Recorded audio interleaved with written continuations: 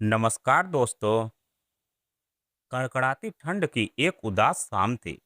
बाहर घना कोहरा जमीन को अपनी आगोश में समेट चुका था और हल्की हल्की ओस की बूंदें खिड़कियों के कांच पर जमने लगी थी।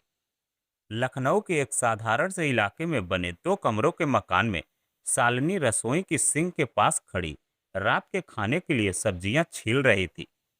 तभी अचानक मुख्य दरवाजे पर दस्तक हुई। शालिनी ने पल्लू ठीक किया और जाकर दरवाजा खोला। सामने उसके पति रामेश्वर खड़े थे।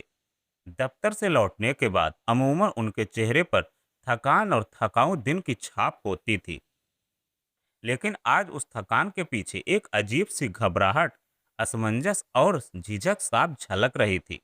रामेश्वर ने अपना बैग मेज पर रखा, कोट उतारा और हाथ मलते हुए बोले, शालिनी, जरा एक कप कड़क अदरक वाली चाय बनाना।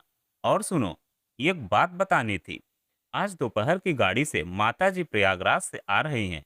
स्टेशन पहुंचने ही वाली होंगी। मुझे बस 15 मिनट में निकलना होगा। रामेश्वर के मुंह से यह वाक्य निकलते ही शालिनी के हाथ से छीलने वाला चाकू छूटकर नीचे गिर पड़ा। रसोई के छोटे से कोने में सन्नाटा छा गया। अ, शालिनी की आंखें फटी की फटी रह गई। क्या माताजी आ रही हैं और आप मुझे अब बता रहे हैं? शालिनी की आवाज में आश्चर्य, गुस्सा और एक गहरा असंतोष साफ झलक रहा था। कोई पत्र नहीं, कोई फोन नहीं, कोई सूर पूर्व सूचना नहीं, सीधे ट्रेन में बिठा दिया। यह क्या तरीका है? रामेश्वर ने थोड़ा आहत होकर और रक्षात्मक अंदाज में कहा, अरे भाई, इसमें इतना भड़कने वाली क्या बात है? बड़े भैया ने शाम को अचानक स्टेशन जाकर उन्हें ट्रेन में बिठाया और मुझे फोन कर दिया। अब माँ अपने बेटे के घर आ रही है, तो क्या उन्हें आने के लिए हफ्तों पहले लिखित अनुमति लेनी पड़ेगी? यह उनका भी उतना ही घर है जितना मेरा। मेरे कहने का वो मतलब बिल्कुल नहीं है रामेश्वर। शालिनी ने लहजा थोड़ा धीमा करते हुए कहा, लेकिन तल्खी बरकरार रखते हुए कहा, आप स्थिति को समझने की कोशिश क्यों नहीं करते? हमारा यह 2 कमरों का छोटा सा किराए का मकान है। अगले ही सोमवार से बेटियों आस्था और नीरजा की छमाही परीक्षाएं शुरू हो रही हैं। आस्था 9वीं में है और नीरजा 7वीं में। आपको तो माता जी की आदतें अच्छी तरह पता है। तड़के 4 बजे उठकर पूरे आलाप के साथ शंख बजाना, घंटियां खड़खड़ाना, जोर जोर से स्तोत्र पाठ करना। बच्चियों की नींद खराब होगी, वे पढ़ेंगी कब? पूरा घर अस्त व्यस्त हो जाएगा। दिनचर्या का तो नामो निशान नहीं बचेगा।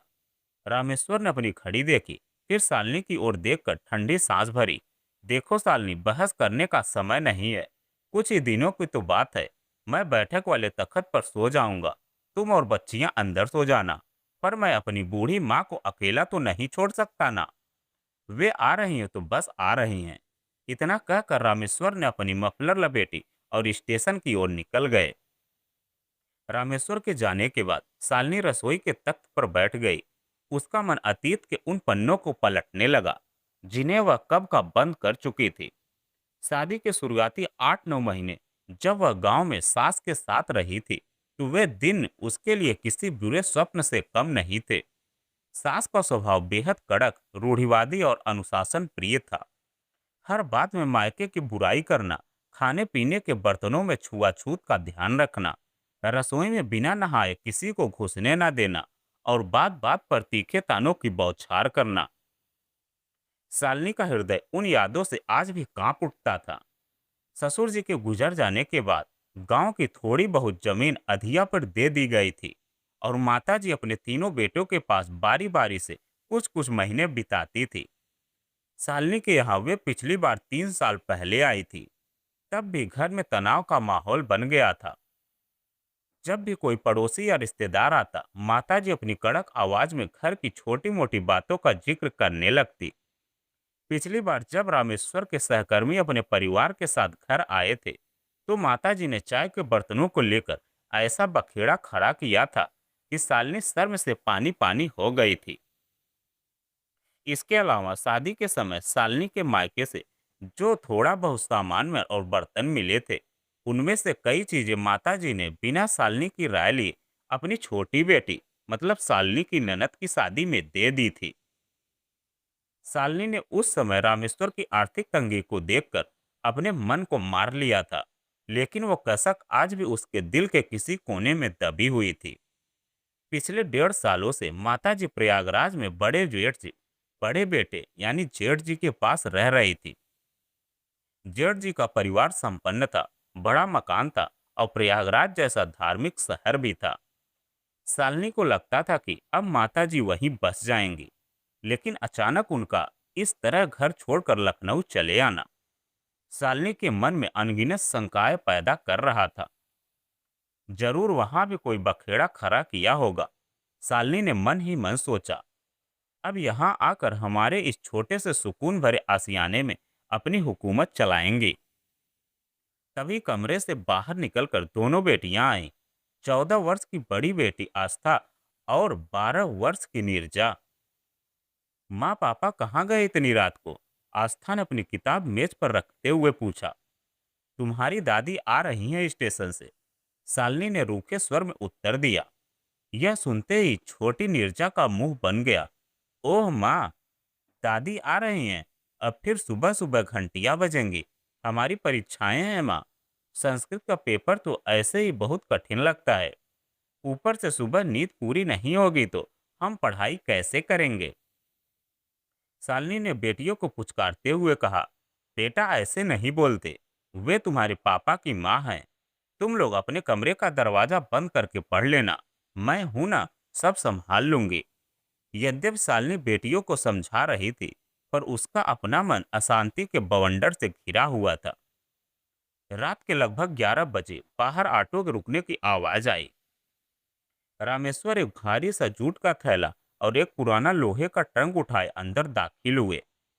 उनके पीछे पीछे दबे पांव माताजी ने प्रवेश किया।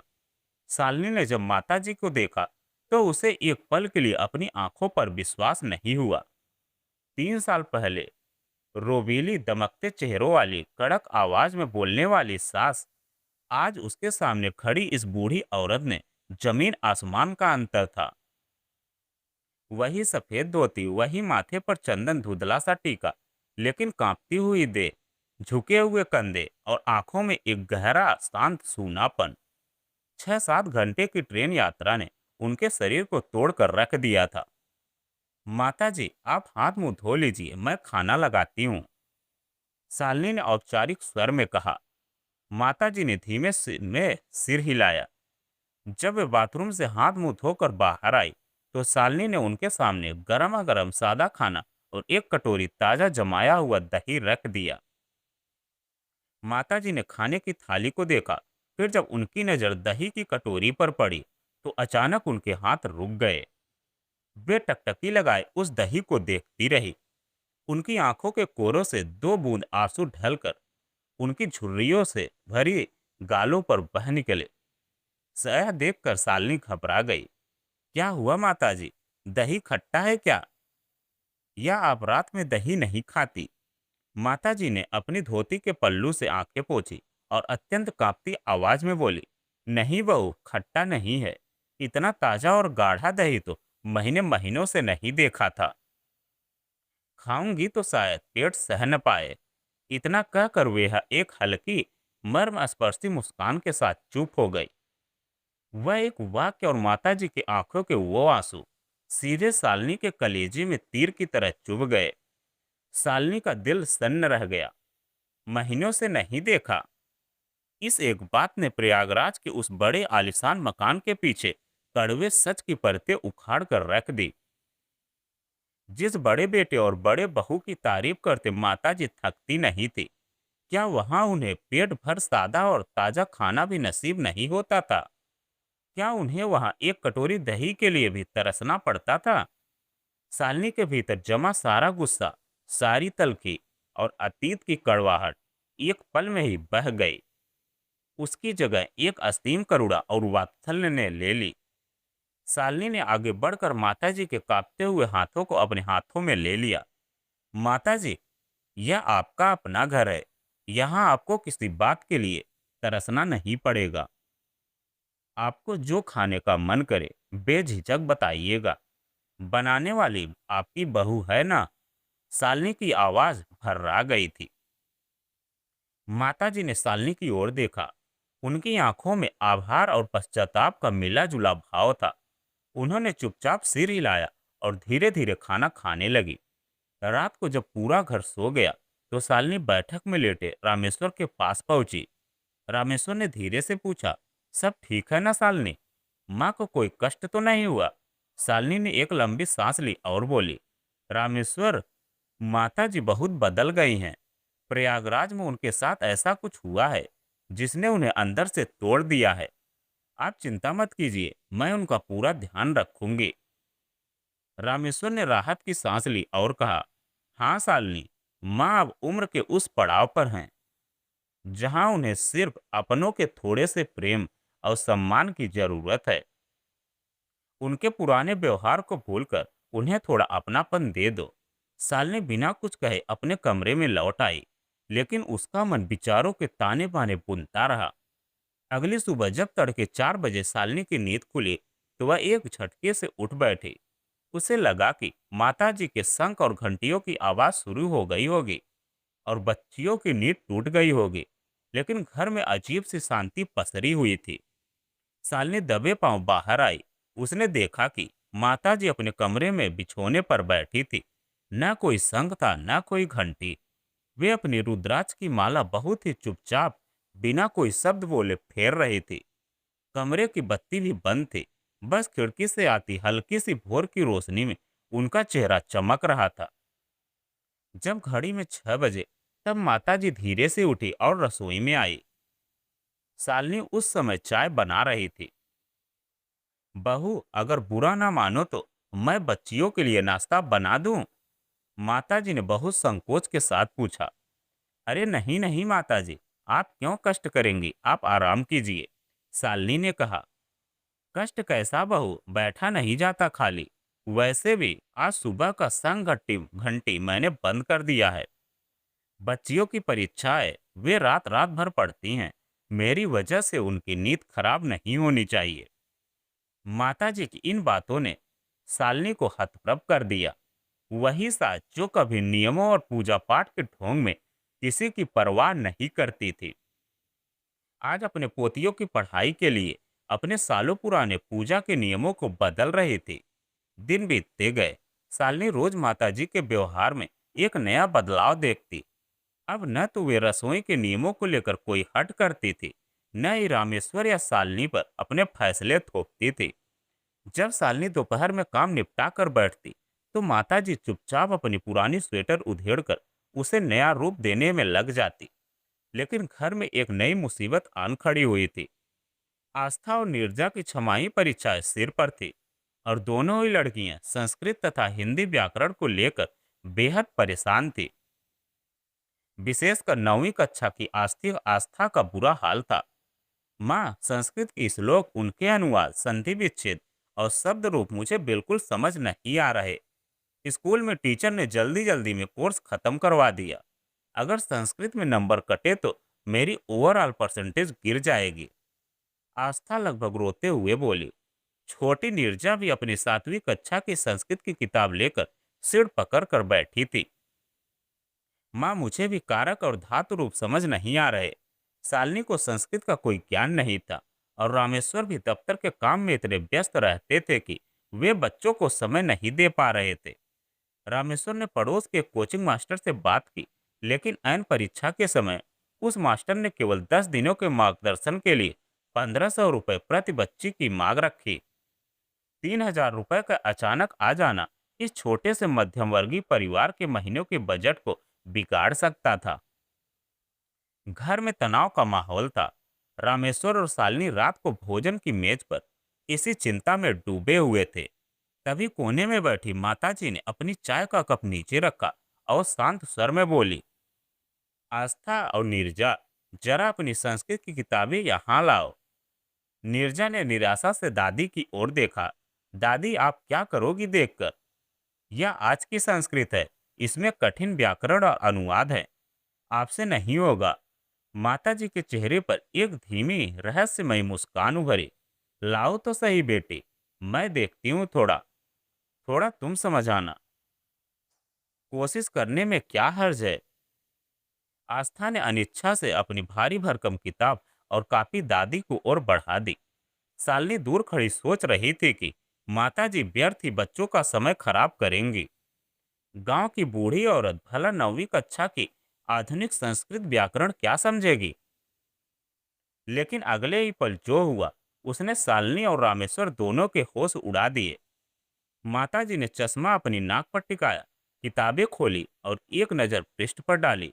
फिर उन्होंने आस्था से कहा, बेटी इस श्लोक का उच्चारण करो। आस्था ने अटकते अटकते श्लोक पढ़ा। माताजी ने तुरंत टोकते हुए कहा, नहीं, यहाँ पद छेद गलत कर रही हो। त्वमेव माता च पिता त्वमेव में संधि तोड़कर पढ़ो। देखो, संस्कृत कोई कठिन भाषा नहीं है, यह तो सभी भाषाओं की जननी है। इसका एक एक शब्द गणित के सूत्र की तरह सटीक होता है। इसके बाद माताजी ने जो पढ़ाना शुरू किया, वह अद्भुत था। वे केवल श्लोकों का रट्टा नहीं मरवा रही थी, बल्कि एक एक शब्द की उत्पत्ति, उसका धातु रूप, विभक्ति और उसका सरल हिंदी में अर्थ समझा रही थी। जटिल से जटिल संधि और समास में वे इतनी सुंदर कहानियों और उदाहरणों के माध्यम से समझा रही थी कि आस्था और नीरजा की आंखें कौतूहल और खुशी से चमकने लगी। जो बच्चियां पिछले 3 घंटों से माथा पीट रही थी, वे अगले 2 घंटे तक दादी के इर्द गिर्द बैठकर हंसते खिलखिलाते हुए संस्कृत के गूढ़ सिद्धांतों को चुटकियों में समझ रही थी। शालिनी रसोई के दरवाजे से यह सब देख रही थी। उसकी आंखें फटी की फटी रह गई। माताजी जिस प्रवाह और शुद्धता के साथ संस्कृत के पांडित्य का प्रदर्शन कर रही थी, वैसा तो उसने किसी बड़े विद्यालय के शिक्षक को भी बोलते नहीं सुना था। रात को जब बच्चियां सो गई, तो शालिनी ने अचरज से रामेश्वर से पूछा, रामेश्वर, यह क्या जादू है? माताजी इतनी धारा प्रवाह और विद्वत्तापूर्ण संस्कृत कैसे बोल पाती हैं और पढ़ा सकती हैं? उन्होंने तो सिर्फ गांव के स्कूल से पढ़ाई की थी ना। रामेश्वर की आंखों में एक गर्व और उदासी का मिला जुला भाव तैर गया। उन्होंने एक ठंडी सांस ली और बोले, शालिनी, यही तो इस घर की और हमारी सबसे बड़ी त्रासदी रही है कि हमने कभी माँ के वास्तविक रूप को पहचाना ही नहीं। क्या मतलब? शालिनी ने उत्सुकता से पूछा। रामेश्वर बताने लगे, शादी से पहले माँ अपने पिता के घर पर संस्कृत और हिंदी साहित्य की बहुत मेधावी छात्रा थी। शादी के बाद जब बाबूजी की माली हालत खराब हुई और घर में तमाम जिम्मेदारियां आ गई, तब भी माँ ने हार नहीं मानी। उन्होंने घर के सारे चूल्हे चौके, मवेशियों की देखभाल और पूरे परिवार को संभालने के साथ साथ प्राइवेट रूप से परीक्षाएं देकर साहित्य रत्न और संस्कृत में आचार्य की उपाधि प्राप्त की थी। शालिनी यह सुनकर स्तब्ध रह गई।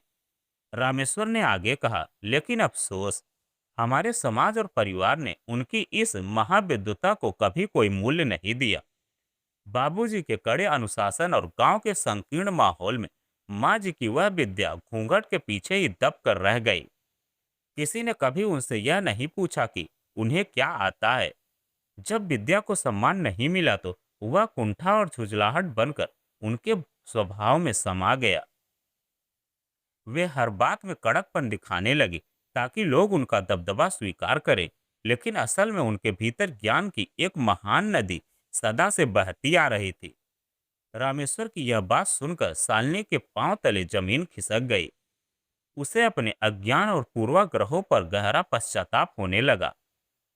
उसने जिस सास को केवल एक चिड़चिड़ी, अनपढ़ और ताने मारने वाली बूढ़ी औरत समझा था, वे तो वास्तव में ज्ञान और तपस्या की मूरत थी।